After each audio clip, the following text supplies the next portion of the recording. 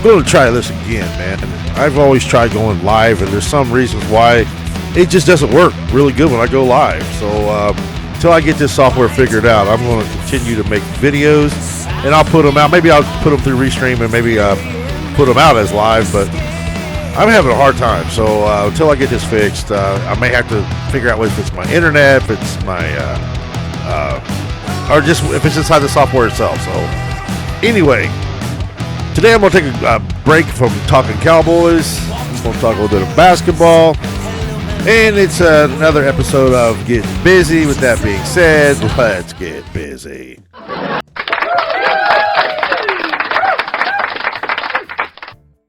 Well, hello and welcome to an episode of Getting Busy. Please, if you come in, please smash that like button, hit that share button.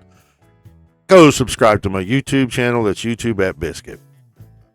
So, the NBA playoffs are in full effect, and the WNBA started its season. I've told you several times that I will be doing content on the WNBA because I'm a fan of WNBA.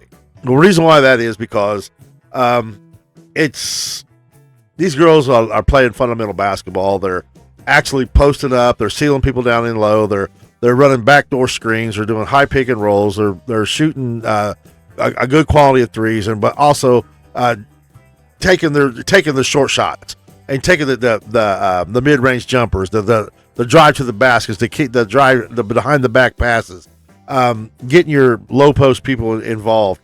You know, good old fashioned basketball, man, and that's what I like.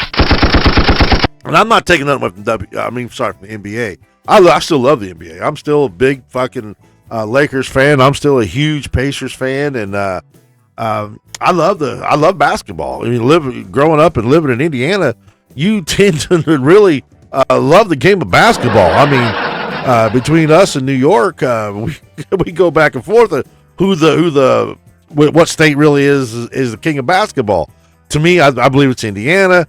New York will always say it's them. You know, they got the hot dog players like you see at Rucker Park, which, man, I tell you what, when I was a kid, I always wanted to go there and play just to see what it'd be like. I'd probably get my ass handed to me, but man, why not, man? I was in New York a few years back. I had to go there for I think it was Hurricane Isaac. I was in Manhattan, and we traveled around and checked out, but I wanted to go see the famous Rucker Park, and our host would not let us, man. She just wouldn't do it. She wouldn't even let us on the subway because we were from Indiana, man. So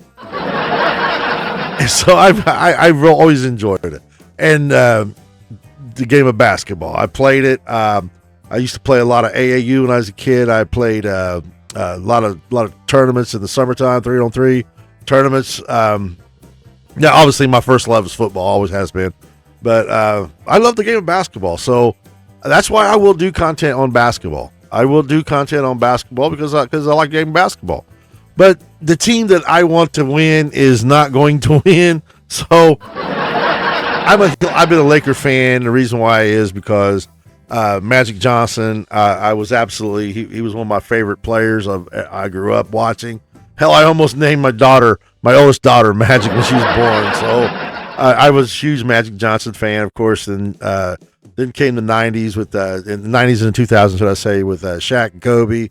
Then Kobe and Powell and all them. They were just some good basketball.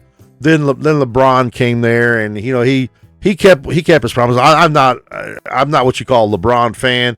I respect his game. I respect the fact that he has the longevity of his game, you know, being 41 years old and still playing at the level he's playing at is really remarkable. I've never seen it done before. I've seen Kareem play all the way up to his like 40, 41, 42, somewhere in there, but he was just basically a half-court set. LeBron still runs the fast break. He still plays defense. He just plays like he always has. So you really got to give him his credit where credit's due, so I respect that. I just never been a big LeBron fan. I did go for him the year that he won the tournament, though, the championship in Cleveland, because Cleveland, you know, they They just don't win there, and he left, which I thought was bullshit. That's where I was actually really liking LeBron until he left Cleveland and goes to join a super team in Miami to win those championships, and then but then he gained my respect back when he actually went back to Cleveland after his owner, they had it out and blah blah blah, all that shit that happened in the media, but he went back and he took his lumps, but then he won the championship with the Cleveland, and I had to that to me was remarkable. So I give him his props where his props are due. I just will not ever put him in the category of Kobe Bryant or definitely not Michael Jordan, man. So even though some people think he's better than Jordan, I go shit. No, denied. He's just not. They're two different basketball players. I will put LeBron right there with Magic because their games are very similar. So with that being said, I was glad that he came to LA. I knew when he came to LA that LA was going to win a championship, and they did. It just came to the big asterisk that I thought was unfair, to be honest, because I'm on record saying that the bubble games during COVID were some of the best basketball I've ever seen, man. I mean, it really was. There was no home court advantage. There was no crowds. There was just guys in a gym, and they were balling, and they were balling hard. So winning that championship, I think it was one of the toughest ways to win it because it was straight up ball. It was winner takes all, and to me, I can't give it the asterisk. I know everybody likes to give it the asterisk because it was during COVID and it was in a bubble. It was I think it was at Orlando in a Disney studio or something. I think if I remember right. But anyway, to me it was some really really good basketball. So I enjoyed it. Anyway, getting to what I really want to talk about is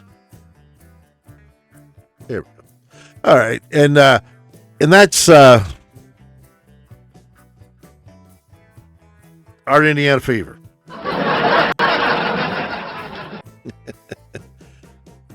I really, like I said, I'm a Pacers fan.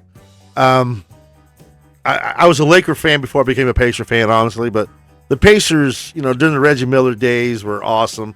And we had our superstar in Reggie Miller. Now we've got a superstar of the female, and that's Caitlin Clark. Now, what aggravates the living shit out of me with this is just that she's in her third year now, and she has never won a damn opener game. And I don't get it because, her rookie year I get because, the Fever were not a good basketball team till she came, and she turned life around in Indiana, man. And she rookie of the year, the things that she did that year, and I've never seen anything like her. So that's why I absolutely adore Caitlin Clark. I watched her in college when she played for Iowa. I rooted for her, even though my heart when college basketball was with IU, and she absolutely destroyed them, man. So, but this game right here, Dallas Wings. Obviously, I'm a Cowboys fan, so, but I'm not. But I'm not a Dallas Wings fan or a Dallas Mavericks fan, so not in basketball. I've been a Cowboys fan I like my mom told me, I think it was because of the star, not because of the town or the state. It was because of the star, but it just, that's neither here nor there. Anyway, I don't have nothing against the Wings or the Mavericks. I just don't follow like I do the Cowboys. I don't follow anything like I do the Cowboys, to be honest. But this right here makes more sense than anything. Everybody keeps bringing up that ridiculous Caitlin Clark and Angel Reese rivalry. What rivalry? I mean, yeah, Angel Reese beat Caitlin Clark for the national championship, LSU versus Iowa, and she went like this to Caitlin Clark, which made her famous. And everybody's like, "Oh man, these two girls are going to run the WNBA. They're going to be the next." And Angel is what you call a really good role player. She is a really good role player, and I'm not going to take nothing away from her. Is she somebody you would build your team around? Denied. No. Is she somebody you would bring into your team to because you need them? Yes. Now, this right here that I'm trying to say, Paige Beckers versus Caitlin Clark, that's your rivalry, folks. That's it. These two girls can flat play. They can. To say Paige Beckers can't ball, you're lying to yourself, or you're being a big basketball hater. Because Paige Beckers can play. She can play. These two girls have been playing against one another since middle school. And I'm not saying that Angel Reese ain't been a part of that, because she has. But when it comes to absolutely all flat out playing ball and scoring points and doing everything to make their teams better, these two girls right here are the cat's meow.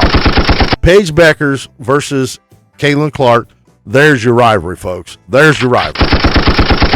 Angel Reese needs somebody like a Caitlin Clark or a Paige Beckers to make her to get her in a position to be who she is. And can she be a champion? Oh God, yes, she can be a champion. Because Angel Reese ain't afraid to get dirty. She ain't. She'll get them rebounds. She'll swat those shots. You just cannot put her in positions to make buckets, because she's not a good scorer at all, man. She's just not, man. She's not. To say she is, you're kidding yourself. Because that is one girl that will brick a layup. And you going to give that to you? Put that in a position to win the game for you? No. You're going to give the ball to somebody like a Paige Beckers or a Caitlin Clark. And Caitlin Clark, not only that, she's going to draw a double team. She's going to find the person that's open, man. And they just did it yesterday. You know, Caitlin missed a three that would have tied the game up. They get a second chance because Beckers missed the 2 free throws, which I thought was, I didn't believe that she was going to do that. I said, man, this game's over. She went to the free throw line, but she missed both of them and gave the Fever one last chance. And they ran that blitz and that full court where Caitlin came first and the players came with her. Then Kelsey, it was really a good setup for the shot. And Kelsey had a very good look at it. And I thought she was cashing it. And that would have been more to the game because it would have went to overtime at that point. But it was an exciting game. You got two teams that scored in the hundreds in the WNBA, and it was Paige Beckers' team versus Caitlin Clark's team. And you got to put respect on that. There's your rivalry. That makes more sense to me. When you got two players of that caliber that can go head to head and ball like that. So I just wish the damn Fever would win their season openers, man. That would be fantastic. It's been 3 years in a row. It's actually probably going beyond that. It's probably been more like 7 years since they won their home opener, man. So if I had to sit and look and read it, but I really enjoyed this. I really enjoy watching the W. Like, I will do some content on the W. I'm not going to do a whole lot of content on the W like I do the Cowboys, but it was fun. I enjoyed it. So with that being said, I'm going to switch off of this now and bring me back up. Just turn them off, turn that off. Okay, I'll get this shit figured out here in a second. Jesus Christ, what's going on here? Off. Transition. All right. Yeah, we're back. Okay. I just, I gotta say, I'm still learning this shit, so. All right. So let's talk a little bit of Cowboys, shall we?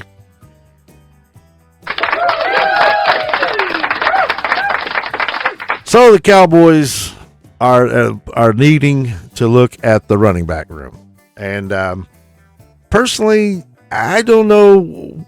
There's nobody out there worth a shit to go ahead and pick up a free agent unless they want to make a trade. But I say we gotta run with what we got. I'm not jumping on the big blue train this year. Like I've said that a few times. I'm gonna leave it at that. And but I do want to see Phil Maffa. I really want to see Phil Maffa. There's a few others out there. We just picked up that undrafted free agent. I think his name is Johnson. I'm not real sure. I have to look and see, but I think he's from the University of Tulsa. I looked at a little bit of film on him. He had a great year last year with University of Tulsa. He got 1,000 yards. So we'll have to see how good he does in training camp and during these these mini camps, and then in training camps, and of course preseason and all that. We'll have to see how he does. I just think that the third there's going to be a couple guys challenging Malik Davis for the second string spot. That's definitely going to be Phil Maffa and obviously Jadon Blue. But I think it's open season on everybody who wants to step in and be that number 2 running back. Obviously we're trying to do the old school way and have our bull running back, and that's going to be a Williams. But I don't think he's built like that. I think he needs a backup. Malik Davis, I thought did a decent job last year of what little time he did play. Jadon Blue, he really didn't impress me much till actually the last game he played. Sanders, I thought Sanders was supposed to be, and he probably would have been if he just didn't get hurt again. And but he keeps getting his knees blown out, and I just don't think that's a good recipe for him moving forward in his career. But he was I thought actually when they first came here, I thought Sanders was going to be the number 1 running back, and then that they would use Williams as second. But man,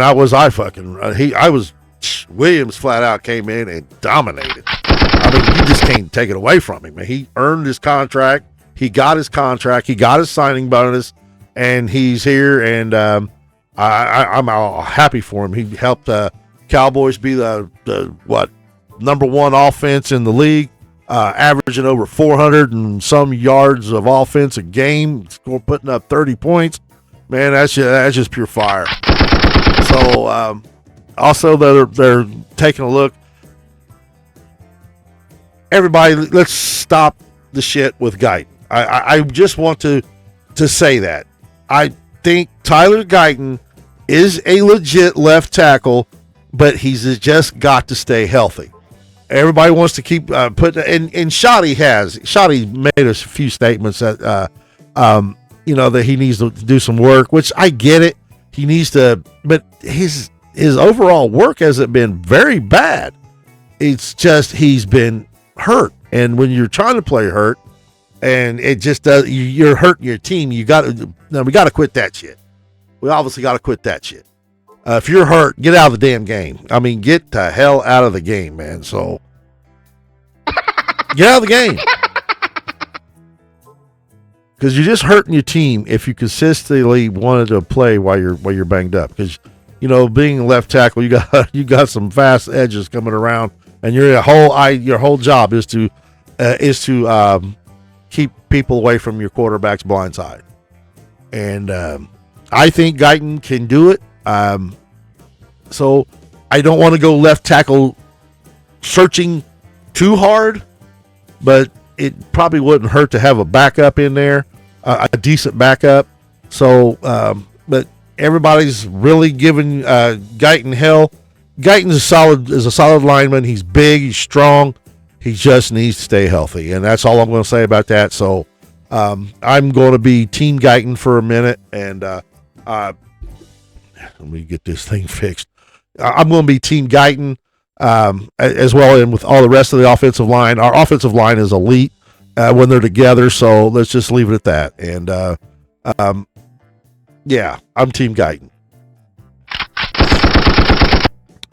Well, anyway, I just wanted to come on and talk about some WNBA and some NBA. Man, that game with the damn Philadelphia 76ers and the New York Knicks. Oh my God, dude, that's a mismatch. I just couldn't believe that's what a playoff game comes down to. Lakers, they just don't match up to OKC physically. Fundamental. I'm not going to say fundamentally, but physically, they're just not fast enough. They're not strong enough, and they just don't have the durability as OKC does. LA will hang with them in the first half, and they'll handle them pretty good in the first half. That second half, man, it's just not there. It's just not there. OKC goes on these crazy runs, and LA just looks old and tired. So. Yeah, so I look for the Lakers to get swept, and I hate to see that, but it's probably going to happen.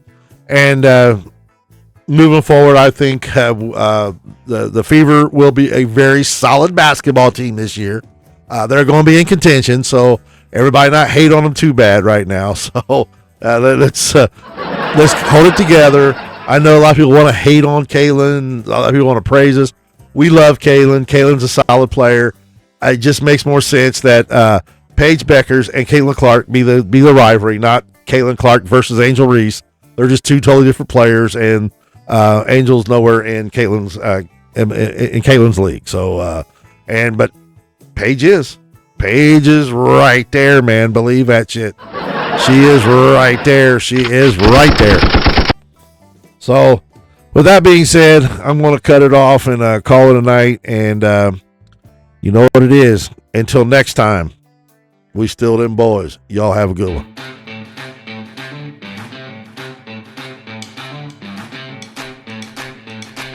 Kaylin from the Cheap Seats.